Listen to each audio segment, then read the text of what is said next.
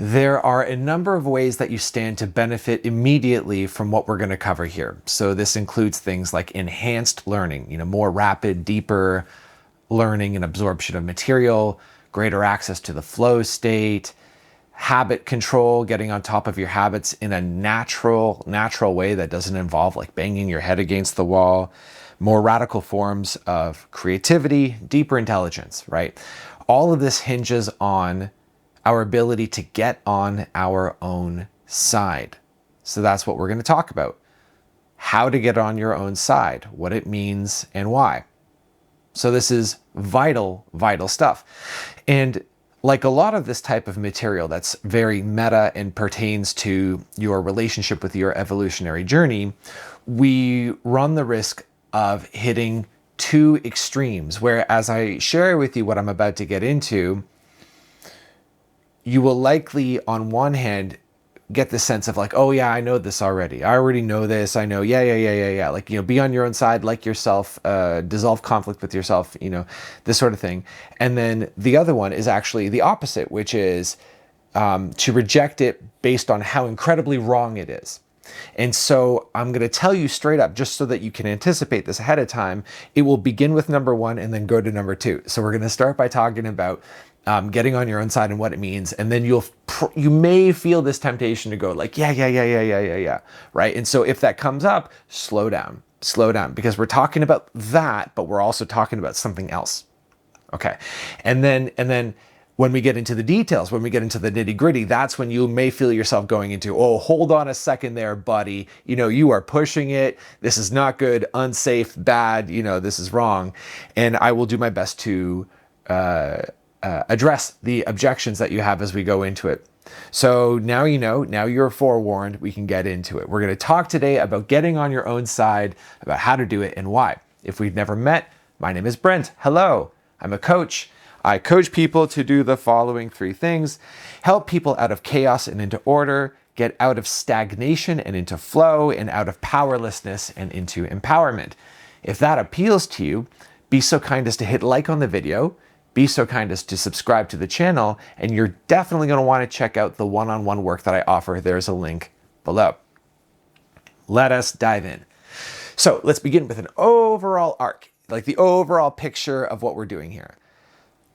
When any person, as up and start people on the self-development journey, the journey of evolution, of becoming greater, better versions of ourselves, the first stage of that journey tends to sound like, how do I solve the problem of myself? So I want to eat only vegetables and sleep at the right time and meditate and do all these like good habits, but this nasty, stupid self that I am, this animal that I am with its instant gratification impulse, refuses to be trained. So how do I find the proper techniques and principles that will allow me to control myself so that I make sure that I do only good things and that I don't do any bad things? And this kind of language has a force about it. It feels like force. It feels like pushing.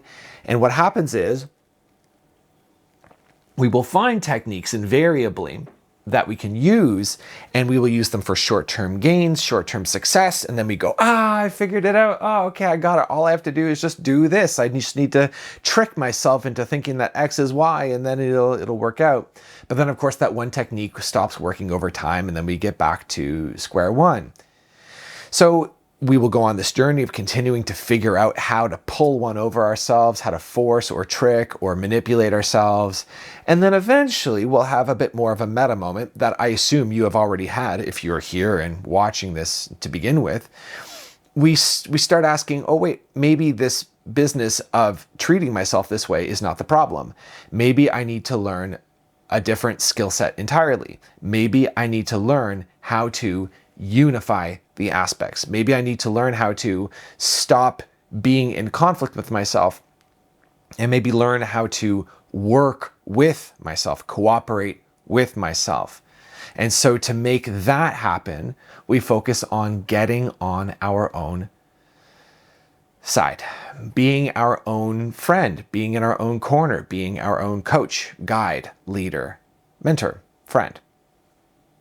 And so then by doing this, that like, as we make this transition, very understandably, we will ask, okay, but if I do, does this mean I'm going to get what I want? Because it kind of sounds like I'm just giving up the little control that I even had to begin with. I didn't have that much, but now it feels like I'm just putting up with whatever comes my way because I'm not trying to do anything anymore. And the big claim that I wish to make here, and it's not even just a claim, it's my finding in my own life and in the clients that I work with, is that health is a natural emergent property when all things are online. You'll recall one of my earlier videos, it's 2 videos ago, on success being an emergent property, but the same principle applies here, where if there is harmony between all of the aspects of yourself, then good habits naturally emerge. Why not? There's no need for self-sabotage. A big mistake that we make is that as a result of attempting to control ourselves, you necessarily run into self-sabotage. Like the more forceful and controlling you are towards yourself, the more likely you are to experience self-sabotage. And then we will innocently come into the conclusion that the deeper, childish, instant gratification kind of primal parts of ourselves desire to sabotage us, almost like they're designed to sabotage us. And we think, okay, I can't trust myself. I can't trust myself because I'm out of control. It's not actually the case that you can't trust yourself. It's the case that when we dissolve the conflict, excuse me, and then we get on our own side, the need for sabotage dissolves. And then your trustworthiness comes online. And the good habits come online because now there's communication, now there's rapport, now there's cooperation. So, and of course, this is not even just about habit control either. It pertains to the value propositions I was making earlier. So take something like learning. Let's just say you're learning to tie your shoes. You don't know how to tie your shoes. You're learning how to tie your shoes. And you make an attempt and you try to do it and you fail. And, what do? Do you freak out? Do you contract psychologically and physiologically? Do you go, oh, God damn it, I'm such an idiot? Because then, if you do that, if you make a thing out of it, then you seed the next failure. You enroll yourself for a new failure down the line because you're in a tunnel vision. You're in a perpetual loop with this thing because of the conflict that you're introducing. So learning is slowed down. By getting on your own side, learning is enhanced. By getting on your own side, creativity deepens. Habits correct themselves. You find the flow state, etc. So what does it mean then to be on your own side? So let's get into the nitty-gritty. What does it look like? How do we do it? Well, first of all, it means standing by yourself and your choices and your creations. In the earlier videos that I would make and post here, there would be a division where I would start with an idea and I get really excited about the idea and I might put pen to paper and figure out what I want to talk about and I get even more excited. Okay, cool. And then I make the structure and then I would get in front of the camera and start talking with you and I feel really excited. And then around the point when I would finish speaking and maybe watch the video footage back, that's when I would start to turn on myself and I'd go, oh no, this is garbage. And I'd feel kind of embarrassed about it. But then maybe I'll post it anyway because, I went through all the trouble of making it. But then when I would post it, I'd be like, I'd put it online and, I'm sorry, please don't watch this. I wouldn't draw any attention to it. I would be kind of embarrassed about it. If somebody in my life would tell me that they watched my videos, I'd be like, I'm so sorry. Right? And so that's what it means to turn on yourself. When I'm in the process of making a video, I am one way. And then after I'm posting, I'm another way. Another example is with addiction breaking. I've told the story in a few different videos of how I stopped smoking. It was a similar thing where I would on Friday nights, I'd smoke and think that it's fine. Whatever, it's cool. You only live once. YOLO, let's go. And then the Saturday morning, I'd wake up, I'm hungover and my lungs hurt. And I go, I can't believe I did it. And I'm still being 2 different types. And not only am I being two different aspects, but they're in conflict, right? Because when I become the Saturday morning version of myself, I'm angry at the Friday night version. But then the Friday night version of me goes, fuck you, who cares? I don't care about you, right? And there's no unification. Okay? So it means standing by yourself, standing by your choices, standing by your creations. When you post something, when you do something, then you feel yourself tempted to go into another version where you turn on yourself. Don't do that. Stand by yourself. Be the same person. Remember the original inspiration or the original decision or the original version of yourself that you were when you did that thing, and be kind to that version. And even if you're willing to take it a bit further, assume that there's some wisdom in what you did back then. Assume that there's some wisdom, because that's giving yourself benefit of the doubt, and it's reestablishing that trust that's necessary. So your self choices and creations, it means standing by past, present, and future versions of yourself. So who you were in the past, can you love that version? Who you are now, what your situation is like now, can you love that version? Who you may become in the future, your ability to make a different future, can you trust that too? Can you stand by that? Can you believe in yourself? You'll notice that this is one of these universal things, that you will be the most unwilling to extend kindness to yourself and understanding to yourself towards yourself. So like your past, present, and future. But you'll notice that you are perfectly able and willing to extend that very kindness to other people. Like, just imagine that a loved one, somebody that you love, were watching this video now and taking in this advice and struggling to love themselves through the choices that they made last year or 5 years ago. And that they're insistent on punishing themselves for what they may see as a bad choice. What would you say to your loved one about that? You would probably say something like, no, you really should cut yourself some more slack. It would truly benefit you and me and everyone. It would just truly be best if you were willing to love yourself, even now, even through this.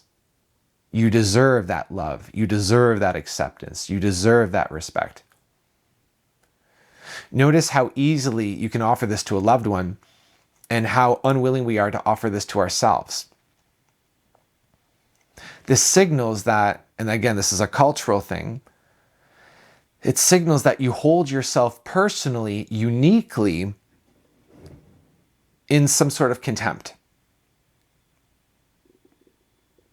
There's the rest of the world, and then there's you. And the rest of the world is totally forgivable, and then there's you, which is totally unforgivable.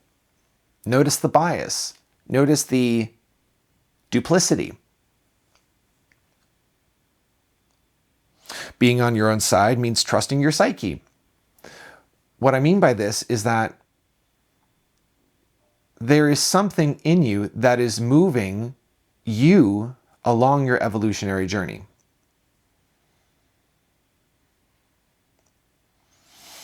When we talk about you becoming self-actualized, when we talk about you fulfilling your potential, we're talking about something real. Like, the potential is real. The potential for self-actualization is real. It needs to be midwifed. It needs to be held space for. It needs to be supported and nurtured. But that evolution knows what is meant by that. It knows what conditions are required. And so it communicates with you in the form of intuitions, in the form of appropriateness. Like, an example would be, let's just say, this happens to me every once in a while, where I'll have a meal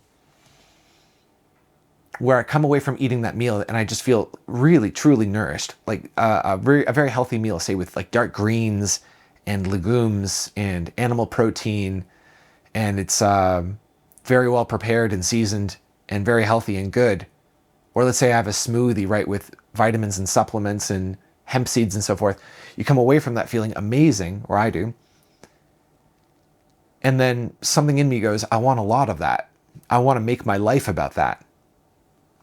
I went to a resort once that featured a cold plunge, which is not something I ordinarily do, but a friend of mine insisted that I did, and I tried the cold plunge. I did it for 3 minutes in very, very cold water. Came out of it feeling like $1,000,000. That's how you know there's something in you that goes, yeah, like, I want that. I want more of that. I like how that feels. And so in order to receive that communication, in order to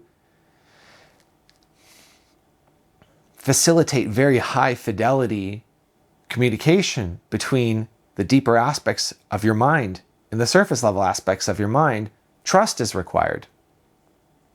Taking it seriously. So that's what it means to be on your own side.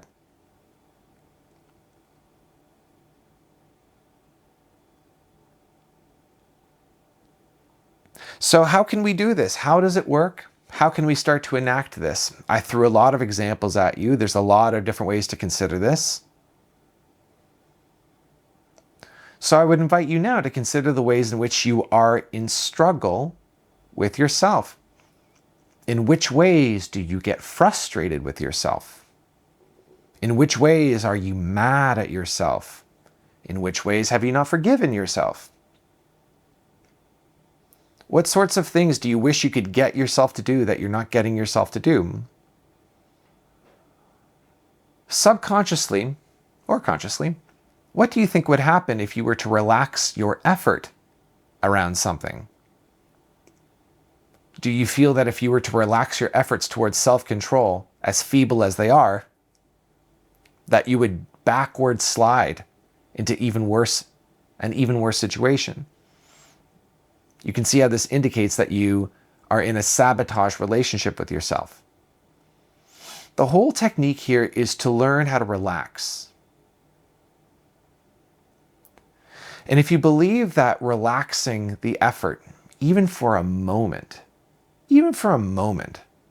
will cause you to backward slide, it indicates that you're locked in with your mind. It means that you're locked up tight. There's no room, there's no space. Now, as a general rule, whenever your mind says that if you relax your effort even for a minute, that everything will fall apart, this is a lie. This is not true. It never works like that.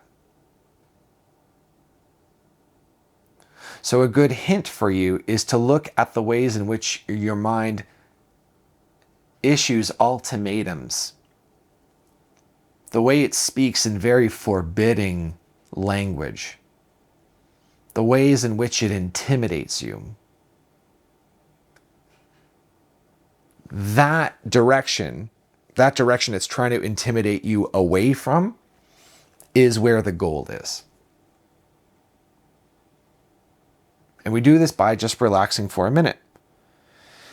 Relaxing around your contractions. So what would this mean practically?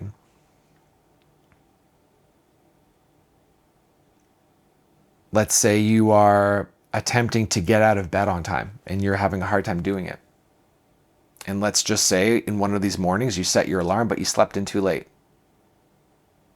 And then you feel that contraction coming on. The contraction is like, God, so mad at myself.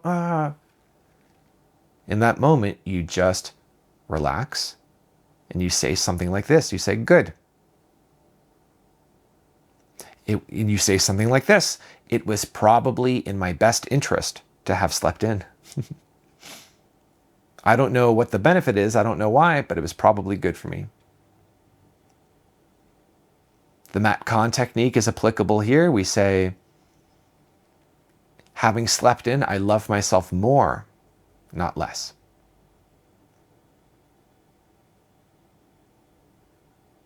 And you look at the anger, and you may not even be able to stop the anger, right? Because if you're watching this, you're familiar with the idea that you don't want to be angry at yourself. Like, you know this, right? But you may find even despite that there's still anger at yourself anyway, and you can't stop it. You can't prevent it from happening. Well, if that's the case, then we bring that allowance to another meta level, and we go, okay, anger. Love this anger. Love being angry. Being angry is amazing. I'm willing to be angry at myself. Even as I'm angry at myself, I love myself more, not less. You'll know you're doing it right. You'll know that this is really hitting its mark when you feel a subtle relaxation. A mistake that we often make in a talk such as this is we look for like a big, explosive enlightenment awakening moment, and this is not correct. What you're looking for is just that loosening of the nervous system, that relaxing of the body, the relaxing of the breath, when something becomes funny very suddenly, or when you just find yourself smiling. When something is allowed finally to not be that big of a deal. In fact, an amazing way of summarizing this entire talk, right? You are permitted to forget everything I've said here and just take this one thing away.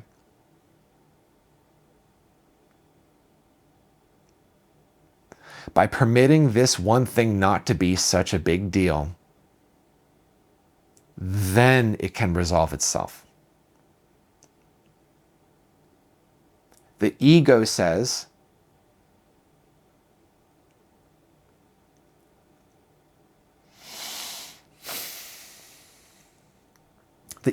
no, this is a big deal. This has to be a big deal. If I don't make this into a big deal, it's not doing proper respect to the situation, to me. It's not taking it seriously enough. My response to that is that you are taking it plenty seriously. Excessively seriously. Seriousness is not the direction that we need to move in. The direction that we are moving in is play. So, some objections. I've addressed a few of these already, but just to formally address them, there's the objection. There's 4 in total, but the first one is arrogance. There's a fear of becoming arrogant, right? Like if you trust yourself so much, then you become incredibly confident. How do we prevent ourselves from becoming arrogant? Well, you won't. There's no risk of you becoming arrogant because arrogant is not the same thing as confident. There's an insecurity behind arrogance. There's an attempt to prove something true in arrogance. This confidence and this being on your own side, this sense of self-trust, is just simply an insourcing of your wisdom, an insourcing of your authority. It's completely natural. It's completely natural. It's a return to a state, a very natural state that you were born with. You were born with your own authority before you gave it away. Can we say that? Yes and no. Like, as children, our parents are our authority, but then we all have a memory, I'm sure, we all have a memory of being children and playing with friends. And it's like, okay, you do this, I do that. I'm going to do this now. This is who I am. This is what I'm doing. This is how things are. Like that authority. Hubris. So the second objection is hubris. It sounds like, oh, you're just going to go out on a limb, like you're not going to be safe anymore, like you're trusting yourself too much. Well, if you trusting yourself too much would be something like no longer checking in with yourself before doing something. And that's not what I'm talking about. What I'm talking about is when you get on your own side and you move through life when you're on your own side, whenever it comes time to make a decision, you run the decision by yourself instead of running the decision by what am I supposed to do, right? Because when you ask yourself, what am I supposed to do, then the authority is outside and you're trying to run the decision by some sort of schematic that you were given by somebody else instead of insourcing it. But when you insource, you think, okay, intuitively I want to go this way, but it may also be like intuitively I want to make the decision using XYZ schematic. So you're trying to choose what school you want to do your major in. And okay, inside you think, okay, I want to learn more about these schools. So you do some research and you think, I want to learn more about how to choose a good school. And so you learn a few bodies of thought about how to choose a school. And so you can consult authorities this way, but the guidance is fundamentally coming from you as opposed to somebody telling you how to go about the whole thing and you just follow them. Vulnerability. So it's like if you get on your own side, you become vulnerable to things that you might miss. No, because when you are on your own side and grounded in yourself, you are awake and you are alert and you are constantly in touch with yourself. If something feels wrong, then you look at it immediately and then the solution appears.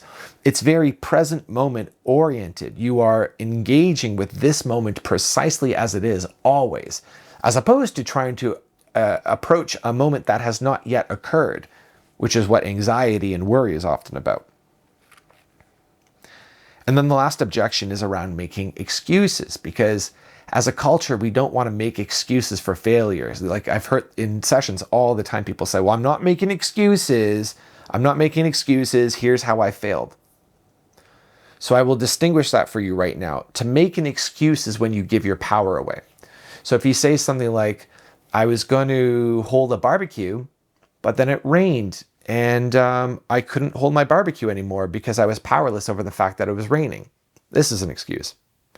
But if you say, I was going to hold a barbecue for the neighborhood, but it rained, I decided not to. I chose not to hold this barbecue because I don't want to do it in the rain. I don't think that would be very practical. It's empowered. So you can see it's the same thing, but we're on our own side in this case. And then the last bit is this, and this is a reward for those of you who have stuck through to the very end of this, because this represents a new area that I'm going to be investigating, which is the disillusion between the boundary between reality and pretend, or the boundary between reality and play. Because when we live in a way where we outsource our authority and we don't trust ourselves and we don't trust our intuition, we don't trust our own directive, then we live in this duality where whatever we make up, whatever comes up inside of our imagination, we call that pretend. And then the stuff that comes from outside, we call that real. But in reality, there's no such distinction. So as children, we would sometimes pretend to be police officers or judges or lawyers or business people. We would pretend. But there's no distinction between that and grown-up versions of those things. So grown-up police officers are still pretending to be police officers. Grown-up judges are pretending to be judges. Grown-up entrepreneurs are pretending to be entrepreneurs, and teachers and plumbers and cleaners. It's all pretend. We are all pretending. Everything is just made up. Our constitutions, our governments, our infrastructures, it is all made up and made real by the fact that we believe in it. The Canadian Charter, our government, the American Constitution, these are documents that a bunch of people just made up. And that just is we want to underline it. We just made it up. But we reify it, we make it real by believing in it and by continuing to reference it and sort of grounding it like it's more than what it is. And we're correct to do this. Like, it's not to negate the reality of these things. It's to say that to live with your own authority, to get on your own side, to trust yourself, to move through the world driven by your intuition and driven by your own authority, it means that you need to dissolve the boundary between pretend and play. Between pretend and reality. There's no such distinction. All of this stuff that I'm making up, if you're giving your authority away, then this will come to you as if I'm saying something really real. And on one hand, I am, and yet simultaneously, this is just some shit I made up. It's both. And it doesn't take away from the fact that this is true. What I'm saying to you now is true. And yet, it's simultaneously something that I just made up. If you're willing to be at rest with that, then you can really ground into yourself and get on your own side. And then you can look at all the versions of yourself, past, present, and future, and bless them and stand by them and be with them. And then it's like you're like a shepherd. And this is the ultimate metaphor of what we're doing here. You are a shepherd of all the sheep. You are a shepherd of the flock, guiding them home. Because the more you guide them home, the more unified you become. And the more unified you become, the more powerful you become. The more congruent you become, the more you can do things, the more you can make things happen in the world. That is the benefit and the importance of getting on your own side. If you want to check out my one-on-one work, there's a link below. Be so kind as to hit like and to subscribe to the channel. Thank you very much, my friend. I'll catch you on the next one.